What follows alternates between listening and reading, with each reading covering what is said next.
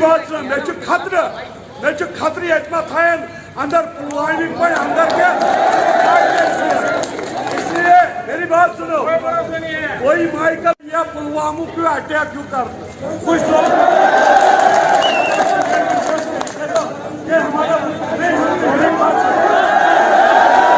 हिंदुस्तान का शहरी हूँ और मैंने हिंदुस्तान में जन्म लिया है, क्योंकि यहाँ कानून से सब कुछ चलता है।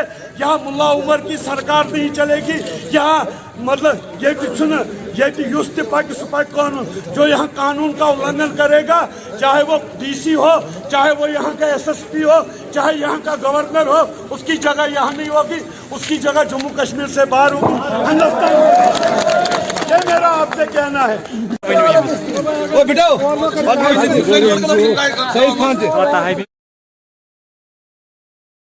कुछ ऐसा इंसिडेंट हुआ है कि हमारा जो अंदर अभी आपको पता है इलेक्ट्रोमैकेनिकल की एक्टिविटी सारी अंदर चल रही है, जिसमें हमारा केबलिंग है, बाकी लाइट का काम चल रहा है, मतलब व्हाटएवर जो इक्विपमेंट्स लगने हैं अंदर सारा अभी काम हो रहा है। तो रात को कुछ ऐसा हुआ है कि कुछ पुलिस की 1-2 गाड़ियाँ कुछ रात को आई हैं, तो हमारा सिक्योरिटी गार्ड जो नॉर्थ पोर्टल साइड में है वो वहाँ पर खड़ा था, तो शायद उन्होंने उनको रोका है, क्योंकि इंटीमेशन कोई भी नहीं थी कि कोई गाड़ी आने वाली है, तो शायद उन्होंने उनको रोका है। तो उस रोकने में उन्होंने रजिस्टर किया है कुछ, तो उसके बाद कुछ जाती हुई है, तो वो पॉसिबली कुछ अंदर कुछ टनल में एंटर किया है उन्होंने।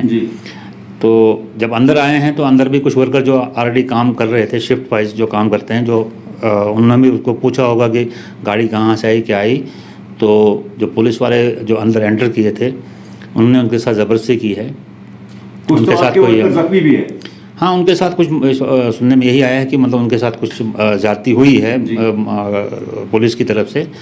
तो अभी जब इन्फॉर्मेशन मिली हमें, तो हमने हायर अथॉरिटीज़ इवन पुलिस और एडमिनिस्ट्रेशन को इन्फॉर्म कर दिया उसी टाइम कि एसपी साहब और डीआईजी साहब तक इन्फॉर्मेशन चली गई है।